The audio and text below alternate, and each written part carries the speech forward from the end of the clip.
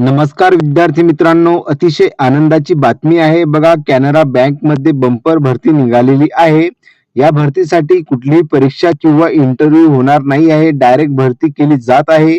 ज्या कोणा विद्यार्थ्यांना बँक मध्ये जॉब करायचा असेल त्यांनी नक्कीच या भरतीसाठी अप्लाय करावं. आता या भरतीची संपूर्ण प्रक्रिया आपण आजच्या व्हिडिओ मार्फत जाणून घेऊया की यासाठी शैक्षणिक पात्रता काय लागते, वयोमर्यादा किती लागते आणि त्यासोबत सिलेक्शन प्रोसेस कशी होणार आहे. संपूर्ण माहितीची अपडेट जी आहे मी तुम्हाला देणार आहे, म्हणून व्हिडिओला तुम्ही जे आहे शेवटपर्यंत नक्की बघा.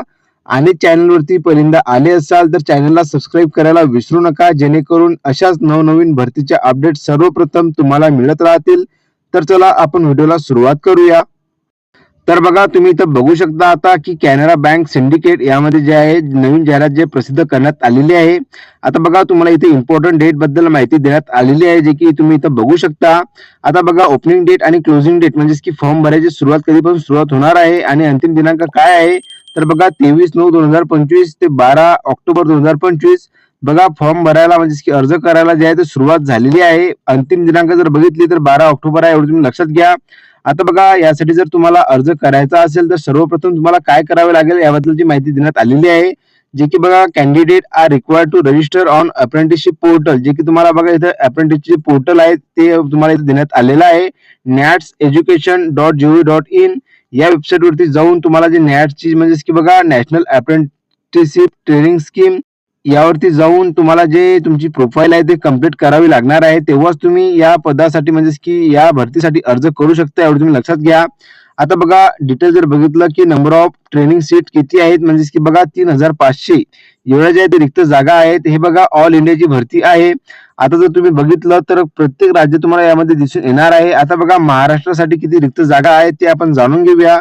तुम्ही इथं बघू शकता खाली, तर तुम्हाला इथं दिसून येणार आहे की महाराष्ट्र. आता बघा, महाराष्ट्रासाठी जर बघितलं तर टोटल तुम्हाला इथे जागा दिसून येणार आहे किती आहे, तर 201 जागा रिक्त आहेत.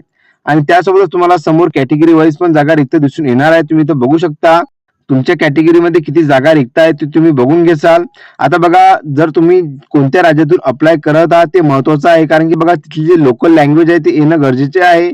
म्हणजेच की तुम्ही ऑल इंडियामध्ये कुठे पण अर्ज करू शकता, पण तुम्हाला तिथली लोकल लँग्वेज येणं आवश्यक असणार आहे, तुम्ही लक्षात घ्या, तेव्हाच तुम्ही अप्लाय करू शकाल. त्याच खाली जर बघितलं तर जे जे महत्वाचे पॉइंट आहे ते आपण जाणून घेऊया आजच्या व्हिडिओ मार्फत.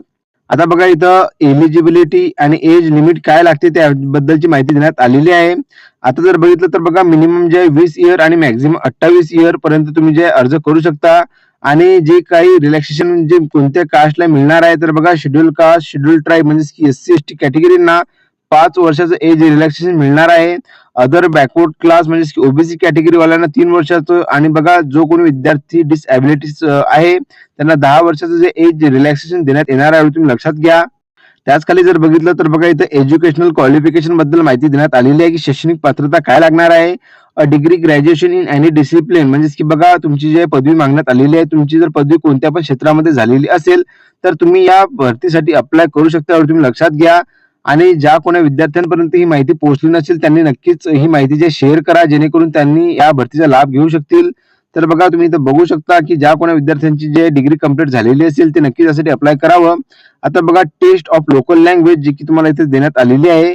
Candidate who produce 10th or 10th standard marksheet certificate evidencing having studied the specified opted local language will not be required to undergo the local language test. बघा, यामध्ये जर बघितलं तर लोकल लँग्वेजची जी टेस्ट आहे त्याबद्दलची माहिती देण्यात आलेली आहे, जर का तुमच्या मार्कशीटवर देण्यात आलेला आहे.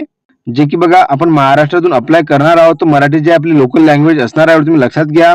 त्याच खाली जर बघितलं फिजिकल मेडिकल फिटनेसची जे तुमची टेस्ट होणार आहे, तुम्ही लक्षात घ्या. यामध्ये सांगण्यात आलेलं आहे की engagement of selected apprenticeship is subject to his being declared medically fit as per the requirement of the bank. म्हणजे की बघा, बँकच्या नुसार तुम्ही मेडिकली फिट आहात की नाही, तुम्हाला जे सर्टिफिकेट आहे ते द्यावं लागणार आहे, तुम्ही लक्षात घ्या. त्याच खाली बघा, तुम्ही इथं संपूर्ण माहिती जी आहे पीडीएफ मध्ये देण्यात आलेली आहे. जर का तुम्हाला ही पीडीएफ पाहिजे असेल तर नक्कीच जे तुम्ही माझ्या टेलिग्राम चॅनलवरती जाऊन बघू शकता, जेणेकरून बघा मी संपूर्ण जे पीडीएफ आहे टेलिग्रामला तुम्हाला अवेलेबल करून दिलेली आहे. आणि जो कोणी विद्यार्थी अजूनपर्यंत टेलिग्रामला जॉईन झालेला नसेल त्यांनी जे आहे लिंक ज्या डिस्क्रिप्शन बॉक्समध्ये दिलेली आहे त्यावरून तुम्ही जॉईन होऊन जा. आता बघा, अदर टर्म अँड कंडिशन जे देण्यात आलेले आहे. आता बघा, अप्रेंटिसचे जो पिरियड आहे तो किती महिन्याचा असणार आहे, तर बघा 12 मंथचा जो पिरियड तुम्हाला इथे देण्यात आलेला आहे. आता बघा प्लेस ऑफ ट्रेनिंग म्हणजेच की कोणत्या ठिकाणी ट्रेनिंग केल्या जाणार आहे, तर बघा on the job training will be imparted to the candidate at the select branches as per the courses. म्हणजेच की बघा जिथे जिथे यांच्या ब्रांचेस आहेत तिथे तुम्हाला जॉब लागू शकते, एवढं तुम्ही लक्षात घ्या. प्रोफाईल जर बघितली तर बघा अप्रेंटिसची प्रोफाईल असणार आहे. कॉन्ट्रॅक्ट जर बघितला तर बघा 12 मंथची जर बघितली म्हणजेच की एका वर्षाचा जो ट्रेडची अप्रेंटिसचा जो कॉन्ट्रॅक्ट आहे तो राहणार आहे, एवढं तुम्ही लक्षात घ्या. आणि तुमचे जर काम यामध्ये चांगले असले तर नक्कीच तुम्हाला जो कॉन्ट्रॅक्ट आहे तो वाढून मिळणार आहे, एवढं तुम्ही लक्षात घ्या. आता बघा अप्रेंटिस करायच्या वेळेस तुम्हाला स्टायपंड किती दिले जाणार आहे, तर बघा इथे देण्यात आलेला आहे स्टायपंड ऑफ ₹15,000 म्हणजे की 15,000 तो स्टायपंड तुम्हाला मंथली दिला जाणार आहे, एवढं तुम्ही लक्षात घ्या. तुम्हाला लिव्ह किती मिळणार आहे संपूर्ण माहिती यामध्ये देण्यात आलेली आहे, तुम्ही इथं बघून घेसाल. त्याच खाली जर बघितलं तर बघा रजिस्ट्रेशन प्रोसेस म्हणजेच की रजिस्टर कशा प्रकारे करायचं आहे त्याबद्दल माहिती पण देण्यात आलेली आहे. आता बघा सर्वात महत्वाचं म्हणजेच की सिलेक्शन प्रोसेस कशा प्रकारे होणार आहे, तर बघा तुम्हाला जर बघितलं बँकची वेबसाईट देण्यात आलेली आहे canarabank.bank.in. या वेबसाईटवरती जाऊन जर बघितलं तर तुम्हाला हे जे स्टेज देण्यात आलेलं आहे career recruitment engagement of graduate apprentice in Canara bank, हे जे तुम्हाला देण्यात आलेलं आहे यानुसार जर बघितलं तुम्हाला अप्लाय करायचं आहे, एवढं तुम्ही लक्षात घ्या. आता बघा सिलेक्शन प्रोसेस कशा प्रकारे केल्या जाणार आहे, तर बघा the merit list of धोज candidate who have applied will be prepared state wise in descending order on the basis of marks percentage obtained in 12th standard HSC 10+2 diploma examination. बघा तुम्ही इथे बघू शकता यामध्ये कोणत्याही प्रकारचा तुम्हाला पेपर किंवा इंटरव्ह्यूचा उल्लेख केला गेलेला नाही आहे. ज्यामध्ये बघा क्लिअरली ते सांगण्यात आलेलं आहे की तुमची जे मेरिट बेस जे तुमचं सिलेक्शन केलं जाणार आहे, जे की बघा 12वी मार्क किंवा डिप्लोमा जर झालेला असेल तर डिप्लोमा मार्क वरती जर बघितलं तुमचं सिलेक्शन होणार आहे, तुम्ही लक्षात घ्या. आता जर बघितलं तर बघा the minimum qualifying marks will not be less than 60%. बघा यामध्ये एक क्रायटेरिया असा ठेवण्यात आलेला आहे की 60% वरच तुम्हाला मार्क असणे आवश्यक आहे, तोच विद्यार्थी जो क्वालिफाय करू शकतो. आणि जर का तुम्हाला 60% कमी मार्क असतील म्हणजेच की बघा 59.99 किंवा 54.99 किंवा 55 अशा प्रकारे जर तुम्हाला मार्क्स असतील तर तुम्ही नॉट क्वालिफाय म्हणजेच की नॉट एलिजिबल असणार आहे, तुम्ही लक्षात घ्या. यामध्ये क्लिअरली तर सांगण्यात आलेलं आहे. आणि जे कोणी SC ST PWBD साठी जे कॅन्डिडेट आहे त्यांना 55% म्हणजेच की असणार आहे क्वालिफाईंग मार्कसाठी, एवढं तुम्ही लक्षात घ्या. बघा खूप चांगली सुवर्ण संधी आहे बँकेमध्ये काम करण्यासाठी. ज्या विद्यार्थ्यांचं जर बघितलं 60%च्या वर त्यांना गुण असतील तर त्यांनी नक्कीच यासाठी अप्लाय करावं, कारण की बघा मेरिट बेस्ड सिलेक्शन असल्यामुळे अप्लाय करून घ्या, कारण की यामध्ये कुठल्याही प्रकारचा पेपर होणार नाही, एवढं तुम्ही लक्षात घ्या. आता बघा त्याच खाली बघा final selection will be subjected to. Final selection कशा प्रकारे होणार आहे, तर बघा verification of the eligibility for the training seat and information furnish in the online application. म्हणजेच की ऑनलाईन ऍप्लिकेशन भरल्यानंतर तुमचं व्हेरिफिकेशन केलं जाणार आहे की तुमची माहिती आहे ते खरोखर आहे की नाही. Qualification in the test of local language for the state opted where applicable. बघा जे लोकल लँग्वेज असणार आहे तुमच्या म्हणजेच की राज्याची, ज्या राज्यात तुम्ही अप्लाय करणार आहात त्या राज्याची जर बघितलं लोकल लँग्वेज टेस्ट तुमची घेतलं जाणार आहे. त्याच खाली बघा being declared medically fit as per the requirement of the bank. Medically fit आहात की नाही ते तुम्हाला म्हणजेच की बँक चेक करून घेणार आहे, तुम्ही लक्षात घ्या. आता बघा यासाठी ऍप्लिकेशन फी किती लागणार आहे, तर बघा SC ST PWBD या कॅन्डिडेटना जर बघितलं तर कुठल्याही प्रकारची फी जी आहे ते आकारला जाणार नाही आहे. आणि ऑल अदर म्हणजेच की जे अदर जी कॅटेगरी आहे जसे की बघा ओपन OBC या कॅटेगरीना जर बघितलं तर ₹500 जे आहे फी चार्ज लागणार आहे आणि ते पण नॉन रिफंडेबल असणार आहे, एवढं तुम्ही लक्षात घ्या. आता बघा SC ST PWBD जे कॅन्डिडेट आहे त्यांनी नक्कीच यासाठी अप्लाय करावं, कारण की बघा यासाठी जर बघितलं तर कुठल्याही प्रकारची तुम्हाला फीस जे आहे ते आकारल्या जात नाही आहे. मोबाईल वरून तुम्ही जो अर्ज करू शकता.